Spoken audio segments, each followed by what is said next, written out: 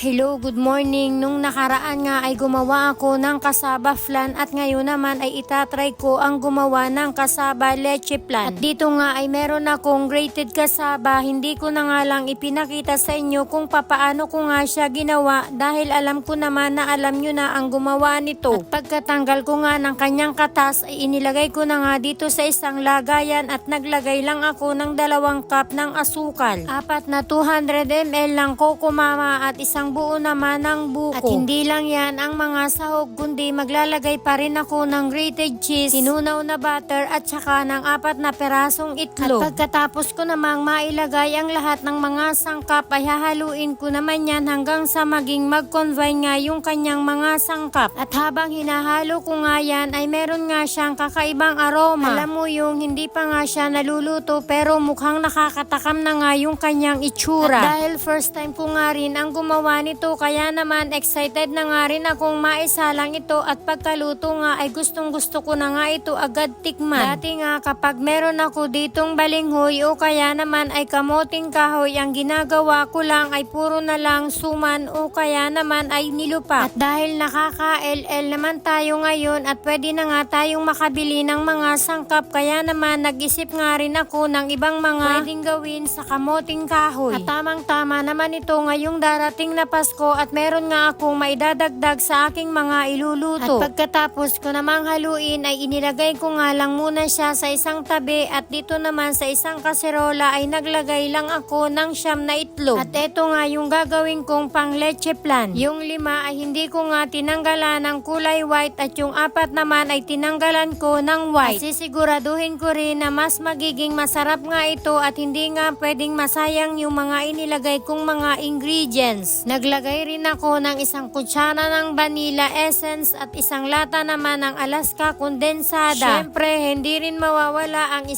lata ng Alaska evaporada. Pagkatapos ko namang haluin ay nagready naman ako ng salaan at sasalain ko nga ito. Para naman sa ganon ay paniguradong hindi nga magkakaroon ng buo-buo at maging mas makinis nga yung pinaka leche flan. At pagkatapos ko nga itong salain ay meron nga akong nakuhang mga ganito kaya naman mas mabuti nga na kapag gumawa tayo ay salain nga natin. At pagkatapos ay isinet aside ko lang din muna siya. At sunod ko namang ginawa ay pinaglalagyan ko na nga ng laman etong mga llanera. At sa paglalagay ko nga dito sa mga llanera ay hindi ko nga ito masyadong pinuno dahil mamaya nga ay lalagyan pa nga natin ito sa pinakaibabaw. At kanina naman habang tinitimpla ko nga yung mga gagamitin ko ay nagpakulo na nga ako ng tubig. Nang matapos naman ako sa paglalagay sa mga llanera, sakto naman na kumulo na rin yung tubig kong pinakukulo. At bago ko naman ito isalang isa-isa ay pinahina ko nga yung apoy para naman hindi nga masyadong mainit yung kanyang singaw. Pagkatapos ay